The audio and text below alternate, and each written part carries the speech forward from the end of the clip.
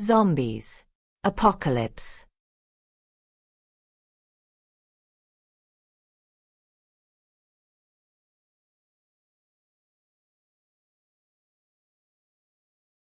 Before any zombies show up, we find our characters living their regular lives. Neil was on leave from the U.S. Marine Corps, staying in his dad's basement. Jerry was a self-proclaimed adventurer, although many people might consider him a bum. It was around the crack of dawn when Neil noticed Jerry's unusual pickup truck sitting at the local gas station. Jerry was in the middle of eating his greasy gas station deli breakfast sandwich when Neil approached him. Hello, kind sir. I would just like to know what kind of vehicle you have.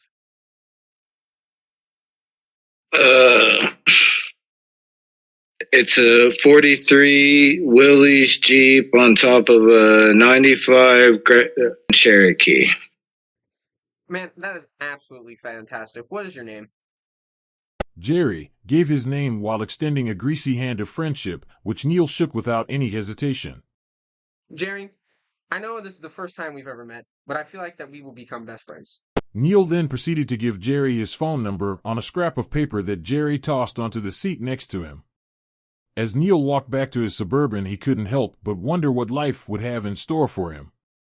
Little did he know, his father was arriving home just before him. Since the death of Neil's mother, Neil's father Pappy hasn't been able to look at Neil without seeing his dead wife's face. The sudden rush of grief coupled with his alcoholism became an explosive mix that usually resulted in Neil getting beaten by his father until the feelings subsided or Pappy was too tired to carry on. This dynamic was a driving force behind Neil's decision to become a Marine. As Neil pulled into the driveway and noticed his father unloading fishing gear, Neil called to his father as he walked up to him. Father, I tried to call you and you didn't answer me. I didn't want to talk to you, son. It's terrible. Why couldn't you ever love me like you love Mother? Because Mother's dead, and you're not your mother! At this point, Pappy has had enough of looking at Neil and moved to knock some sense into him. Neil's time in the Marine Corps taught him a thing or two about throwing a punch, and he catches Pappy right in the chin with a 1-2 combo. This sends the old man back a few steps while he's seeing stars, but it isn't enough to put the old-timer down for the count. When Neil notices the fire in his father's eyes wasn't extinguished with his solid blows, Neil knew the fight had only begun. Pappy came back with some hard hits of his own that sent Neil sprawling across the yard, but the young Marine had endurance on his side. When the old man began to slow down, Neil seized the opportunity and tackled his dad through the shed on the side of their house. Afterward, he proceeded to land a flurry of strikes, targeting the sensitive areas he was trained to destroy in a fight. To his surprise and dismay, Pappy weathered it all and came back swinging. Another vicious exchange stretched across the backyard until finally Pappy hit Neil's reset button and was able to stumble away from his sleeping son. With his body aching and screaming out in pain, Pappy walked inside and poured 2 glasses of whiskey. One for himself, and one for his son, once he wakes up. Feeling the soreness in his jaw from the first couple punches, Pappy rubs his chin, feeling equal amounts of pain and pride in his son for fighting so well. A few minutes later, Neil walks inside, dusting grass from his hair when Pappy shoves a glass of whiskey into his hand and says, I'm proud of you for fighting the way you do. And the two of them then proceed to spend the rest of the morning getting drunk and starting to catch up on the past 17 years. Elsewhere in town, Jackson Black, a lean, rugged woman of 32, was working away as the local gunsmith of her rural community. Her best friend Jaden worked as a clerk at the local convenience store. These two had been friends since high school, and as the rest of their friend group drifted apart and began building their own families, Jackson and Jaden stuck together. Still doing pretty much the same things they did in high school, with a few exceptions. Instead of school, they had jobs. And for Jaden, instead of family outings, she participated in shooting competitions. After work, the pair met up at Jackson's house and stayed up all night drinking and playing video games. In spite of the fact that Jackson was trying to drink responsibly, while Jaden was intentionally trying to get as drunk as possible, it was Jackson who woke up the next morning with a hangover. That morning was particularly foggy, with some spots having less than 15 feet of visibility.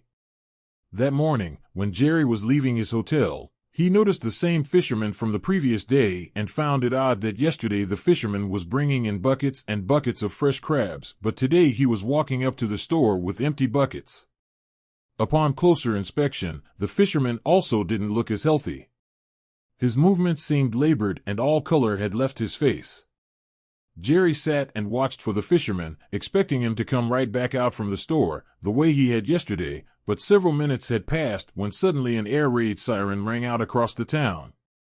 The siren was originally meant to be a tsunami warning, but the fire department likes to set it off any time there is an emergency call. For some reason, between the eerie fog and the emergency siren, many people in town started to panic. People on low ground began their bug-out preparations, while people on high ground got ready to hunker down. Jerry decided to follow the ambulance with the fisherman in it to the hospital, where he found a dramatic scene. The small town hospital was at max capacity with sick and injured people. After some snooping, Jerry discovered that close to a third of the county had food poisoning from eating the local clams. On his way out, while leaving the hospital, Jerry noticed a piece of paper on his passenger seat and decided to call the number. Hello, this is Neil Matson. How can I help you? Hey man, you gave me like a piece of paper with your number on. Is this Jerry the All I gotta say is don't eat the clams, man. There's like a full hospital down here full of dead people all over the place. Hey Jerry, me and my abusive father, we're going away from dangers. Would you like to go? I'll go on an adventure. And just like that, Jerry was an official part of the group.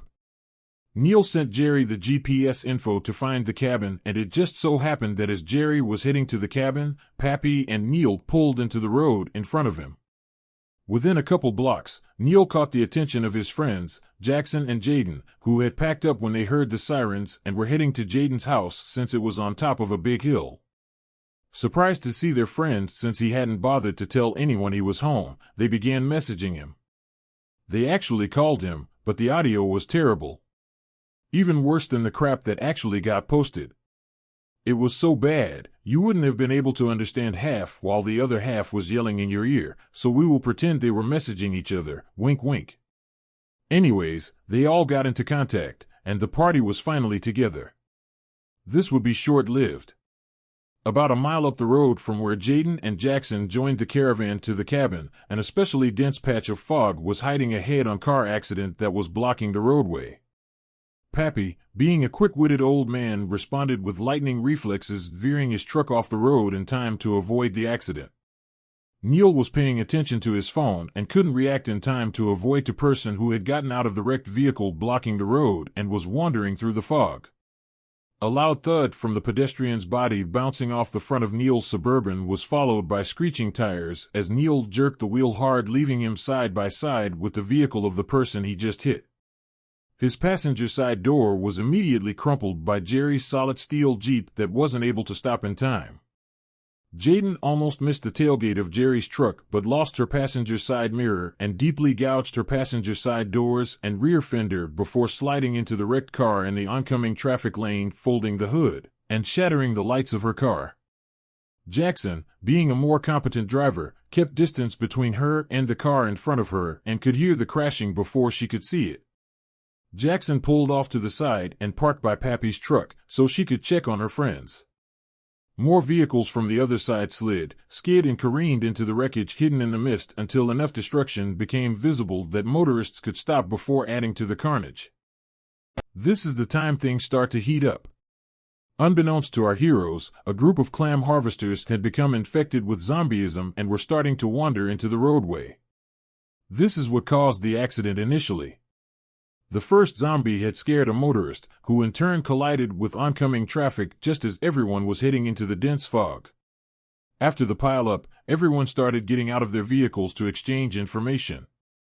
One vehicle's horn was stuck blaring, making it difficult for anyone to hear the approaching group of zombies obscured by the mist. Pappy, being the paranoid old man that he is, stopped with his lights pointed into the accident scene and steps out of his Bronco with his rifle in hand. Neil, with a minor concussion, begins to climb through into the back of his Suburban and gather his gear. As he opens the door and steps out of the SUV, a large dually pickup nearly runs him over. The flared fender clips his hand, which stings like hell and sends pieces of plastic raining onto the asphalt. As Jackson brings her Subaru to a stop safely off the road near Pappy, she checks to make sure her pistol is loaded and throws a few extra loose bullets into a pocket, just in case. Then gets out to look around the scene for her friends. Jaden, shooken up from the accident, begins to assess her injuries. Realizing she's okay but her vehicle is pretty much done for, Jaden collected some necessary belongings from her busted car and then began looking for friendly faces in the accumulating group of a dozen people that are looking around and trying to exchange insurance information with each other. About this time, Jerry decides he doesn't want to wait around for the cops, drops into four-wheel drive and starts pushing his way out of the pileup in reverse, creating room for Pappy to get next to Neil's SUV. Over the blaring car horn, the blood-curdling scream of a woman was heard, and then it started to gurgle out. Pappy shouldered his rifle and his eyes began darting around searching for the source. Neil ducked back inside his Suburban and braced himself with his AR, ready to kill anything that would try to attack him while dizziness from his concussion made him vulnerable. In an effort to get everyone located in the blinding fog, Jackson began calling for Pappy. Pa! Pa! Where's Bug? Is everything okay? Where are you and the rest of the people? Right Where is next to everyone your else? truck, and I think everybody else is on the other side of the collision. Right then, gunshots rang out. Pow pow. Pow. Pow pow pow. And everybody ducks for cover. Panic and confusion overwhelm an already chaotic situation. On the other side of the accident, a gentleman with a concealed carry permit tried to exchange insurance information, but when he looked inside the vehicle he had hit, he found a clam digger eating a lady's face and opened fire without hesitation. The first 2 shots went into the zombie's chest with predictable results. The third shot finished it off with a lobotomy. The final 3 shots went off when the group of zombies ambling up behind the shooter got a hold of him and he tried to fight back.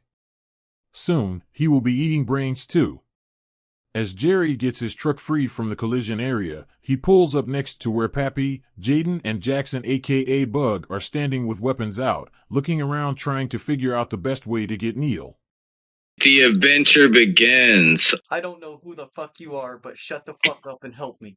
I think we need to go find Neil, the son that I hate so very, very much.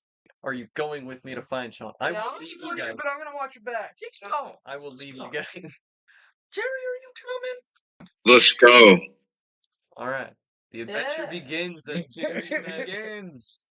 And with that, everyone begins to move in on the Suburban to retrieve Neil. As they move across the foggy road, the people in front can see 9 distinct silhouettes moving through the fog at a jogging pace, coming from the water. There was no way they were part of the accident. It quickly becomes apparent what they are when they begin attacking people and trying to eat them. As the characters move into position, Pappy bangs on the side of the Suburban to let Neil know that they are there and hopefully, to not shoot. At the sound of the zombies tearing through the crowd toward them, Jerry begins to persuade the party.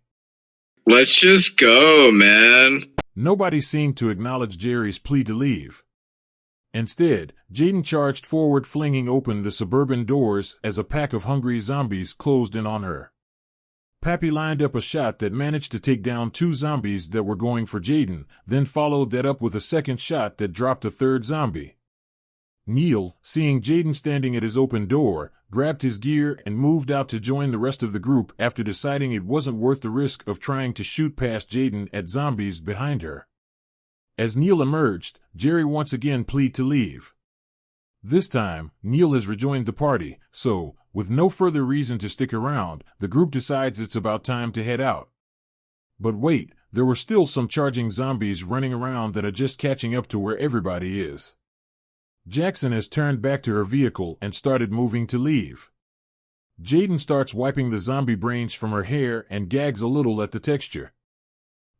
If you are enjoying the story so far, make sure to like, subscribe, and hit the notification bell to know when the next episode drops. Thanks for listening, and until next time, stay alive.